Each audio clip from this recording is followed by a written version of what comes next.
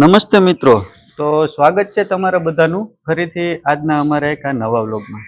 તો મિત્રો, આજે હું આવી ગયો છું જુનાગઢ જિલ્લાના માંગરોળ તાલુકાના કોટડા ગામે કે જ્યાં કામનાથ મહાદેવનું મંદિર આવેલું છે.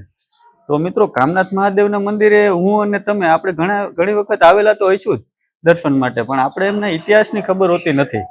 તો આજે આપણે મારી સાથે અત્યારે છે કામનાથ મહાદેવ મંદિરના પૂજારી શ્રી. મિત્રો, હવે આપણે અહીંયા મંદિરમાં આરતીનો ટાઈમ શું છે અને મંદિરનો ઇતિહાસ શું છે એ આપણે પૂજારી પાસેથી જાણીએ. તો તમે વાત કરો એ માટે. કેટલા વાગે આરતી થાય? સવારે, સાંજે? સવારની આરતી 6:45 વાગે અને સાંજના આરતી થાય છે 7:15. અને બાપુ, આ મંદિર છે એ કેટલું જૂનું છે? 5,500 વર્ષ જૂનું આ મંદિર છે કામનાથ મહાદેવ. અને બાપુ, આપણે આનો ઇતિહાસ શું છે એ અમારા દર્શક મિત્રોને તમે જણાવો ને.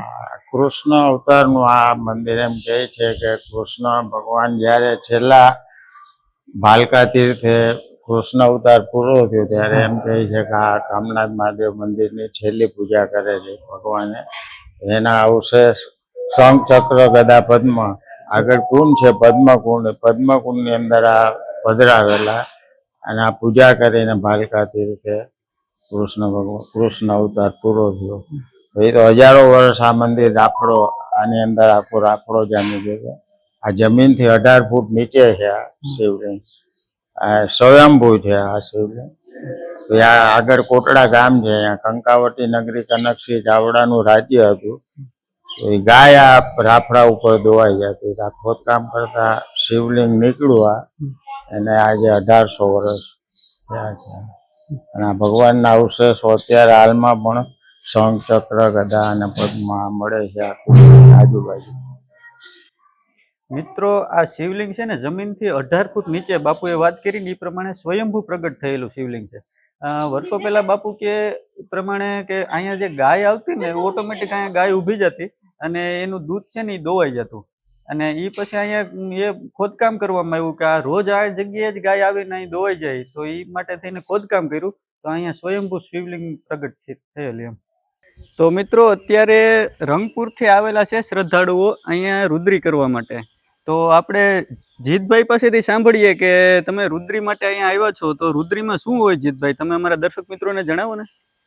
તો અમે આજે કામનાથ આવેલા છીએ. કામનાથ મહાદેવનું મંદિર છે અને રુદ્રી એટલે એક આસ્થાનો વિષય છે, જેમાં તમે ઘરેથી આવો, પછી તમે તમારી જાતે પ્રસાદી બનાવો, પછી એનો થાળ ભગવાનની આગળ ધરો અને પછી તમે બધા સહપરિવાર કુટુંબ સાથે બેસીને એ પ્રસાદીનો આનંદ લો. ખૂબ ખૂબ આભાર જીતભાઈ તમારો. Okay, thank you.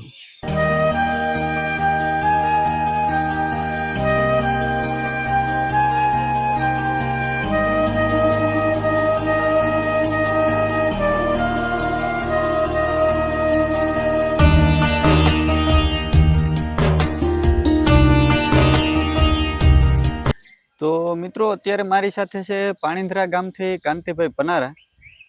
તો આપણે કાંતિભાઈ પનારા પાસેથી સાંભળીએ કે કામનાથ મહાદેવ વિશે કંઈક પનારા કુટુંબનો પણ કંઈક ઇતિહાસ છુપાયેલો છે. કાંતિભાઈ, તો અમારા દર્શક મિત્રોને તમે એના વિશે પણ જણાવો કે શું છે ઇતિહાસ. જય કામનાથ. કામનાથ બાપાની કૃપાથી અમારે ચોથી પેઢી એટલે મારા બાપુજીનું નામ પંચાણ બાપા, પંચાણ બાપાના બાપુજી એટલે ગોકર બાપાના, ગોકર બાપાના પપ્પા એટલે નાયણ બાપા. હવે આજથી 300-350 વર્ષ પહેલાની વાત કરું. અમારે નાયણ બાપા હતા, એને એકને એક દીકરો, 21 વર્ષનો ગોકર એનું નામ હતું. અને એ ગોકર છે એ ઓફ થઈ ગયો.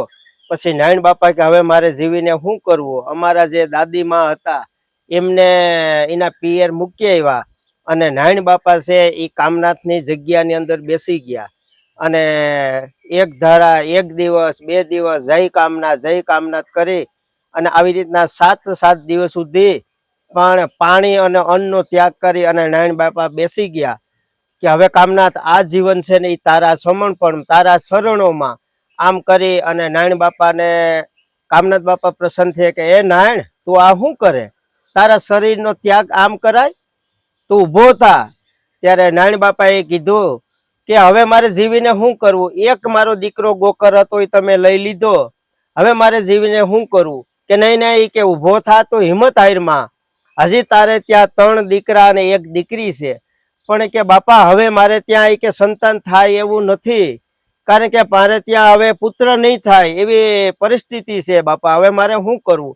કે નારાયણ તું હિંમત હારમાં, હું તારી સાથે છે. અને કામનાથ બાપા એને પ્રસન્ન થયા આજથી 300-350 વર્ષો પહેલા. અને નારાયણ બાપાને કીધું કે નારાયણ તું છે ને ઘરે જા, અઠવાડિયા પછી તારું માગું આવશે, બીજું નાતરું કરજે. અને આવી રીતના નારાયણ બાપા હિંમતમાં આવી ગયા. અને આવી રીતના વીરપુર, અમારું મૂળ બાપ દાદાનું વીરપુર ગામ છે માંગરોળ તાલુકાનું, ત્યાં ગયા. અને જોગાનું જોગ અઠવાડિયા પછી નારાયણ બાપાનું પાછું માગું આવ્યું, બીજું નાતરું કર્યું.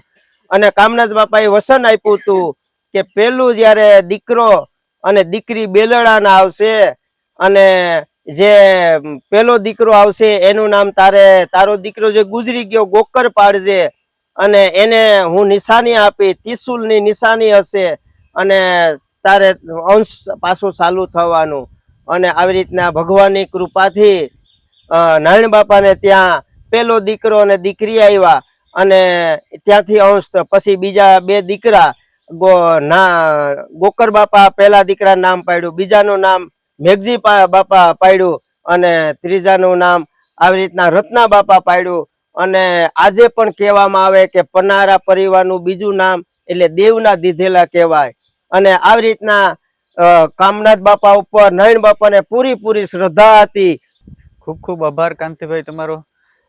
આજે ચૈત્ર મહિનાનો સોમવાર હોવાથી આજે અમારે અહીંયા શૂટિંગ કરવા આવવાનું થયું અને કુદરતી કાંતિભાઈ ભેગા થઈ ગયા, એટલે કાંતિભાઈ પાસેથી આપણે વાતો સાંભળી બહુ આનંદ થયો કાંતિભાઈ.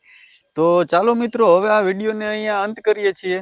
તો હવે હું તમને મળીશ આવા જ એક વિડીયોમાં. ત્યાં સુધી બધાને મારા જય શ્રી કૃષ્ણ.